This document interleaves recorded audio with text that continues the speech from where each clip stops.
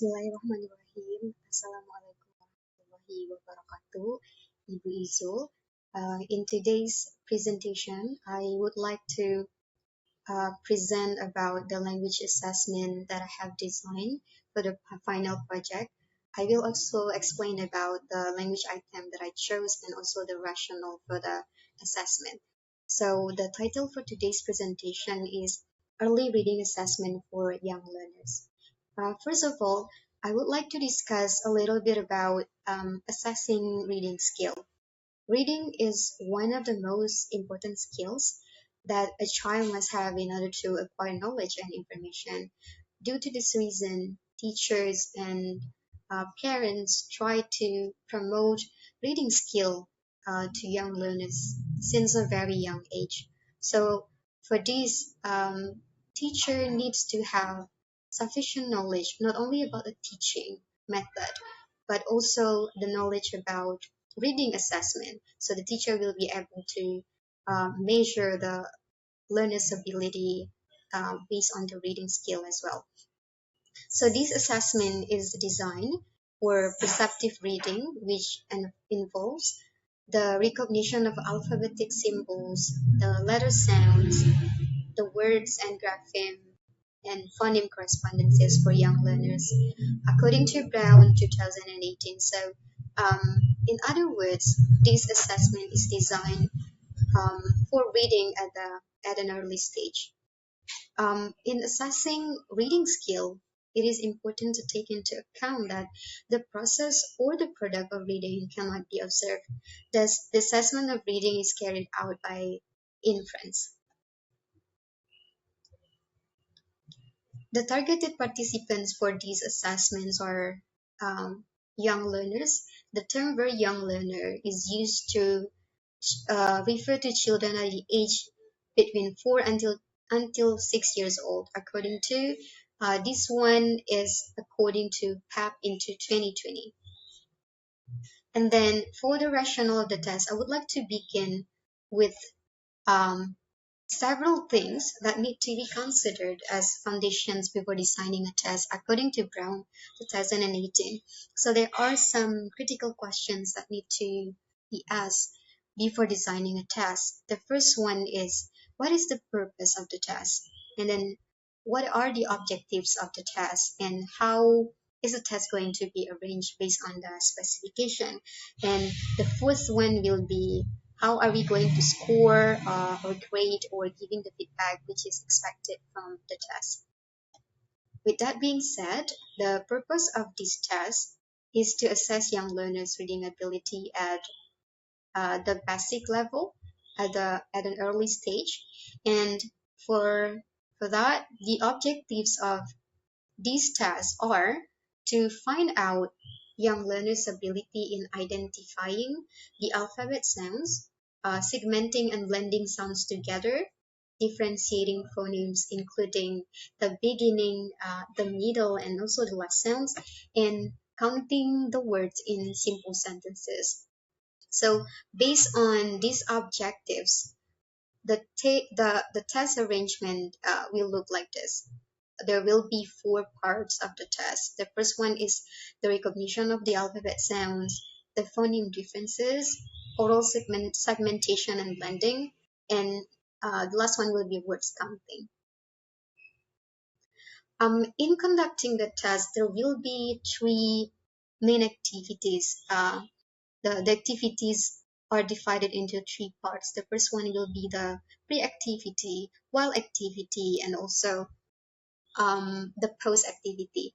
As for the pre-activity, the first thing the teacher can do is to fill the assessment form, the date and the name of the students, and also the age of the student. So because this assessment is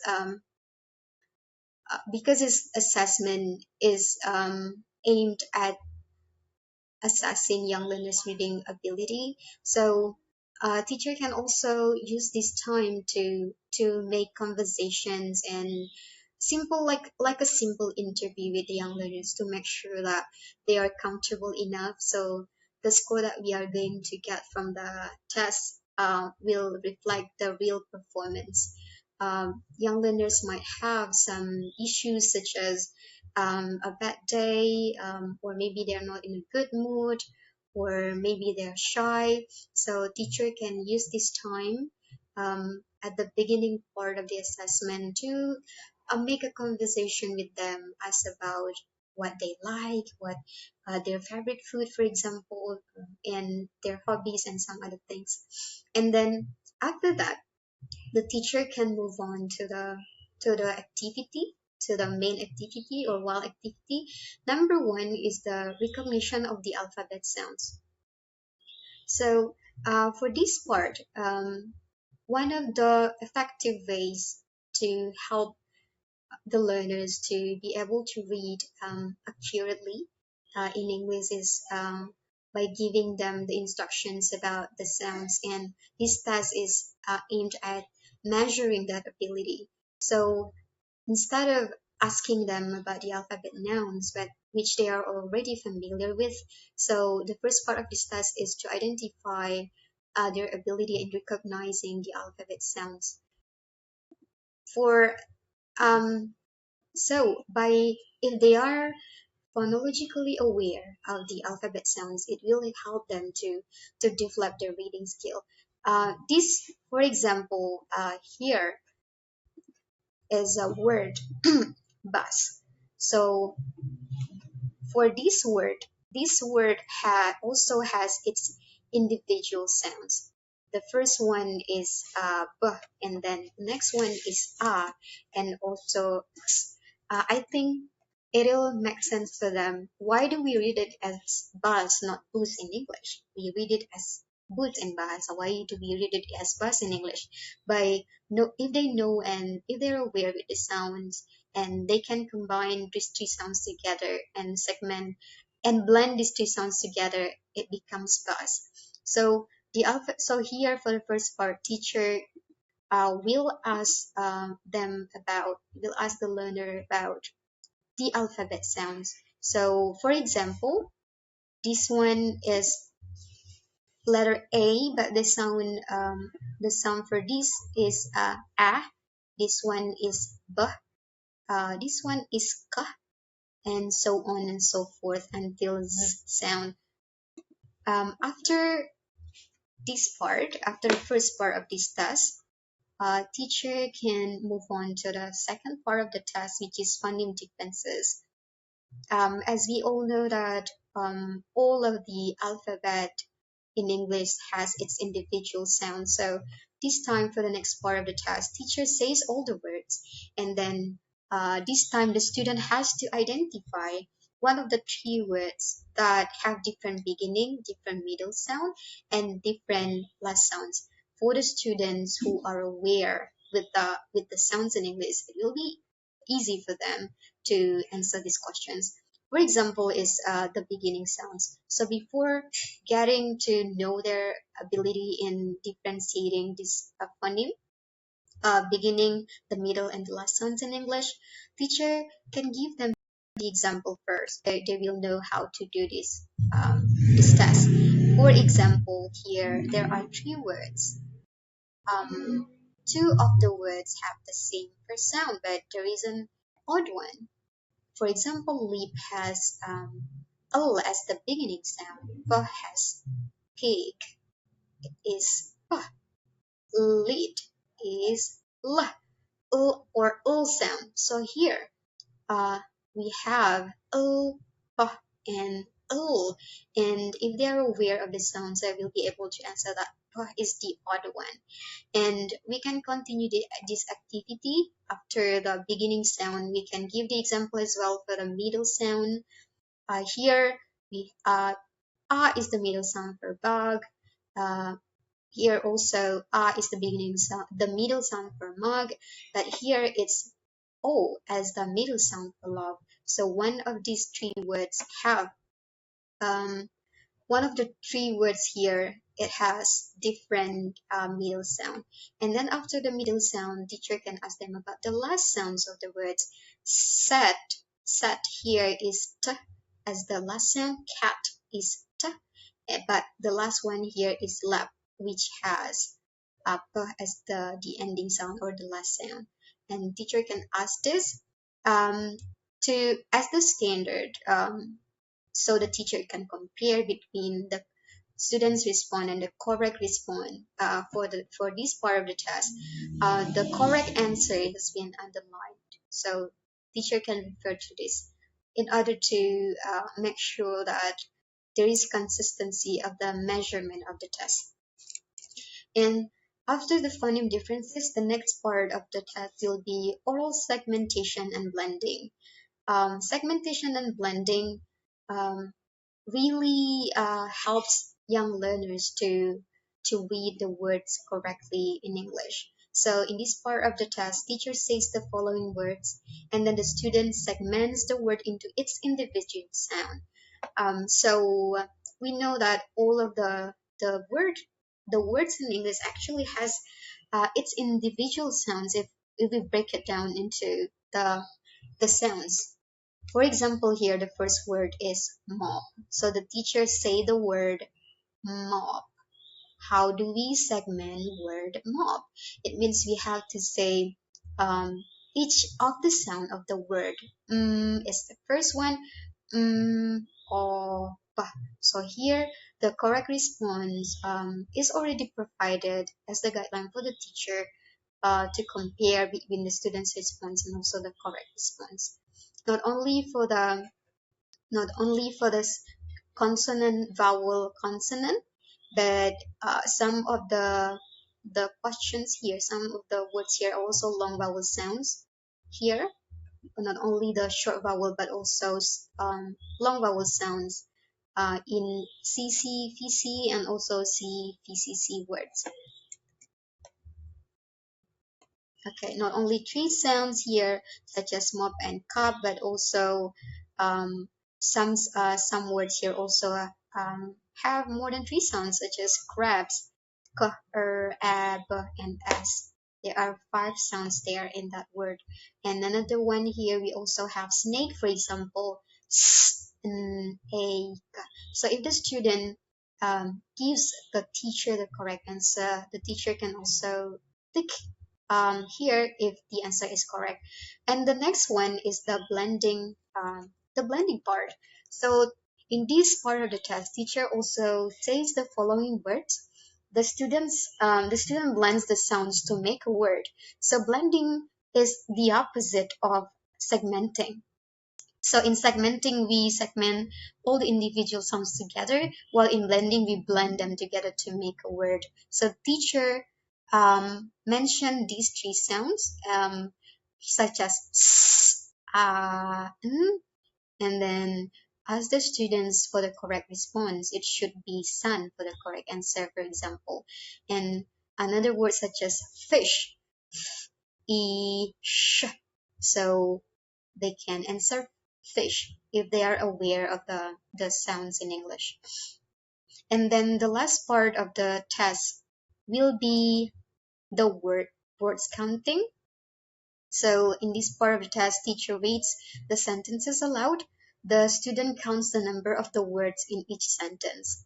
For example, hi there. Teacher can also give the example first before asking them about these five sentences. And then after after the teacher is finished doing the test, the next part of the next part that the next step the teacher needs to follow is by checking the phonics assessment checklist for young learners here. So based on the